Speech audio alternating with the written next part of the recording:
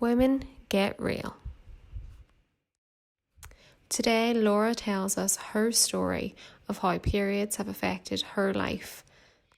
Chatting to friends recently, we didn't really learn about it in school. Like, periods were never a topic of conversation.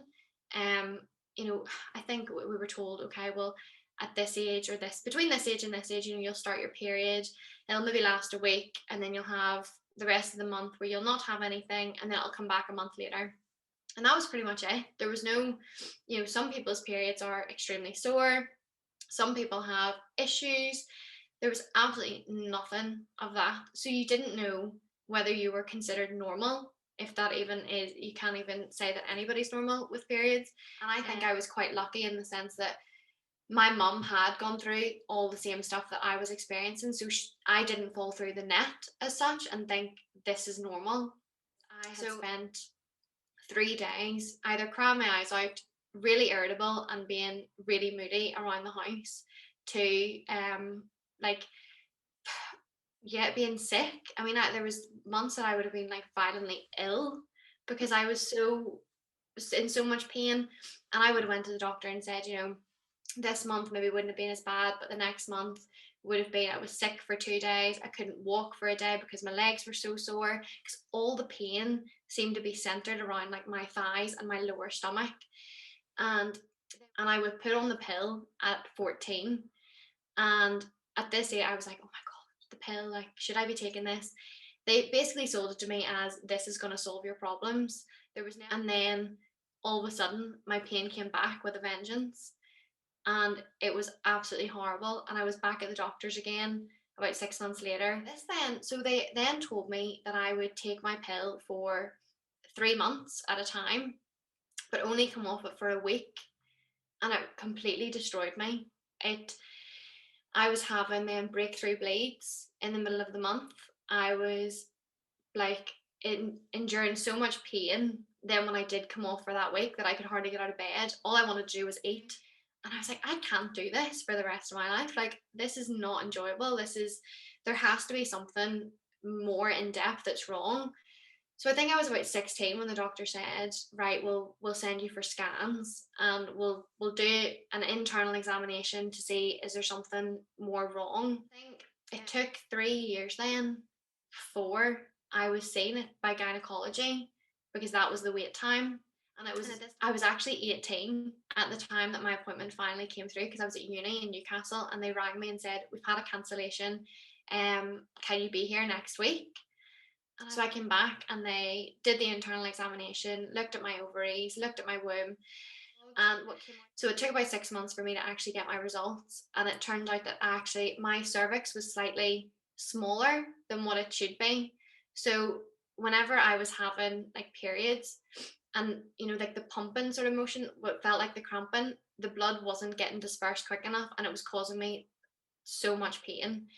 But they didn't really say anything that, they weren't like, okay, well, we can fix this, or we'll do this or that. They just sort of said, this is what we think the issue is, but just continue to do what you're doing.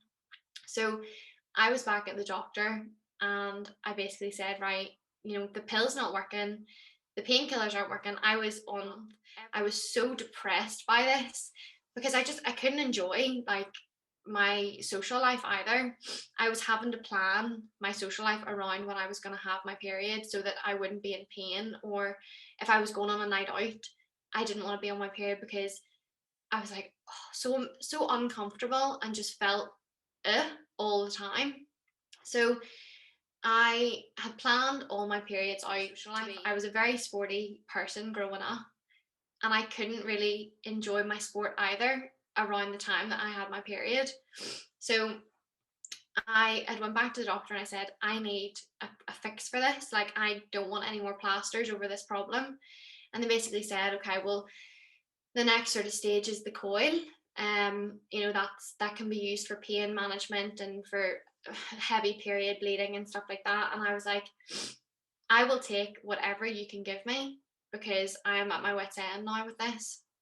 But then they said, because of the results from my internal examination, I they wouldn't be able to insert the coil in the doctor's surgery, because they were scared I would go into shock.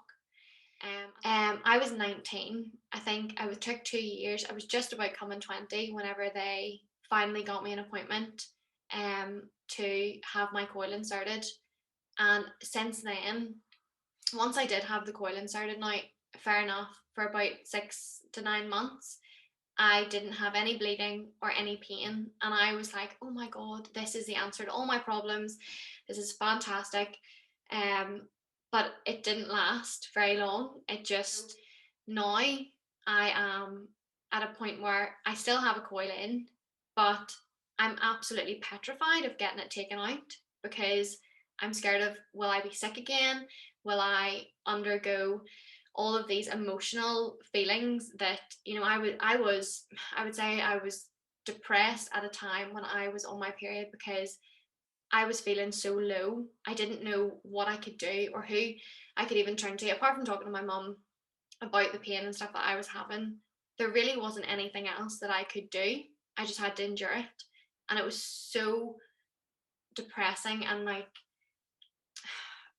at that age, when you're trying your best to, I suppose, grow up and like be the same as everybody around you, um it gets to a point where you're like, oh, like this is just not worth it. Like, do I even want children in the future? I completely questioned like whether I actually wanted children and whether the doctors would give me a hysterectomy at like 16, 17 because of the pain that I was having to go through every month. And I know that was like maybe jumping a wee bit ahead or thinking maybe a bit over dramatic, I don't know, but the pain that I was having to endure every month, I was like, there's absolutely like, this is just not worth it. Like, I can't do this. So when I did have the coil, I was like, this is brilliant, fantastic, it's helping. And I was about 20 to 21 at that age, and I'm 25 now. But the last 4 years, I've had cysts on my ovaries. I have had, well, I wouldn't say breakthrough bleeding as such because with the coil inserted, I never really sort of would have monitored when I should have been on my period because I didn't have one for ages, and I was like, oh, this is just going to take away all my issues. So when I did start, I was back to the doctor about 2 years after I'd had my coil inserted with extreme cramping again, and they basically told me that it was constipation. And about a month or two later, I ended up actually getting an appointment for a scan because I'd had my scan and I was waiting on my results, and I got a phone call from the doctor and I didn't get the call. It went to voicemail, and they basically left me a voicemail saying, like, hi Laura, we've just had your results into the doctor's surgery. If you give us a wee ring back, that would be great. So there was me thinking, oh my God, something's really wrong. They haven't told me on the phone, they haven't left a message. So I rang back and I said, name Laura, where I lived, etc. And they gave me what had said on the letter, and they basically said, we need to see you. You need to make an appointment as soon as possible and come in to see us. So obviously my head just jumped to ovarian cancer or just something. And because I was like to the receptionist on the phone, can you not even just tell me, is it good news? Is it bad news? Because like I'm gonna be worrying now for the next like 24 hours until I get in to see you. And she's like, no, unfortunately I can't tell you anything. You just need to come in and see the doctor in person. So as soon as I came off the phone to the doctor, I rang my mum. I was in hysterics. I was like, oh my God, what is going on? Like, have I got cancer? I was Googling all these symptoms then, and just like my head was going absolutely mental. And I went into the doctor's surgery the next day, and I took my mum with me because she was like, we'll do it together, Lauren. Sorry, I'm actually probably gonna cry at this. She was like, oh, we'll do it together, and we will just deal with whatever it is. And I was like, right, okay. So into the doctor's surgery, and the doctor who I had seen, she just looked at me and she was like, I can already tell you're so stressed out, like calm down. And I was like, but I have been sitting all night worrying about what it is that is possibly wrong with me because one, the receptionist has left a message saying, ring me back as soon as possible. And the next one was when I was on the phone to her, then she was like, I can't give you any information. It's just, you need to see the doctor as soon as possible. So I was like, obviously, I'm going to jump to conclusions if you're not going to give me even a good or bad, this is what it is or this isn't what it is. So the doctor sort of sat me down and was like, there's no need to panic yet. You know, it has come back that you have a 4 centimeter cyst on your left ovary. Now, sometimes this may not be anything, but we want to get it checked out just to be sure. So I was like, right, okay. So she said it's just going to be more scans, possibly into the hospital. They'll do some testing. And I was like, well, how long is that going to be? Because what happens? Does it burst? Does it go down? You know, does it get bigger? You know, is this going to affect my left ovary? Am I going to end up losing it at some point? Because if this bursts, is it going to rupture something? And she's like, I then ended up going privately and I paid, I think it was about £600 for different scans and tests because I was just panicking. I was like, I don't want to wait and see whether or not this is going to burst on its own, if this is going to deflate on its own. So I went, I think it was like 2 weeks later for scans privately. And then they told me that actually the cyst had gotten, it was probably bigger than the 4 centimeters that they had then measured it as. And I had been enduring all this pain for about 6 months because it was at its biggest point and it was now on its way down. And I was like, you know, maybe 6, 7 months ago, whenever I had started complaining of pain and you told me it was constipation, it wasn't. It was this cyst the whole time. And I was just feeling this constant pain. But you didn't believe me when I told you what was wrong. But they had felt a lump whenever they were like feeling around my stomach. So she was like, oh, like I can feel a lump there. But that feels like constipation. So we'll just give you laxatives. So to be honest, for this, like doctors and stuff who I would have chatted to in the past years, I think female doctors, because they had periods themselves, maybe wouldn't have been as quick to sympathise because they would have been like, well, my period's fine. So if mine's okay, then, you know, surely everybody else is sort of similar. Whereas when I went to see male doctors, they would have been much quicker to be like, are you okay? What can I do for you? And much quicker to sympathise, which I find really odd because as women, I think, you know, when it comes to periods, we should all kind of come together about it. But it just didn't feel that way when I was like 15, 16. It just felt like I was this over dramatic child who was coming into the doctors to ask for painkillers and to ask for help with something that should have been dealt with as soon as I was started having these issues. I shouldn't have had to endure 10 years of pain constantly before they actually sat me down and said, okay, well, we'll give you this bigger plaster to cover the issue, and this one will hopefully work. But then the wait lists are so long that they're like, okay, well, it's going to be a year for you now to wait. And that's just not acceptable. A year to wait for, you know, that's 12 more months of having this feeling of this pain, of this sickness, of not being able to get out of bed, of being antisocial and like because you just don't want to see anybody or chat to anybody because you're in so much pain.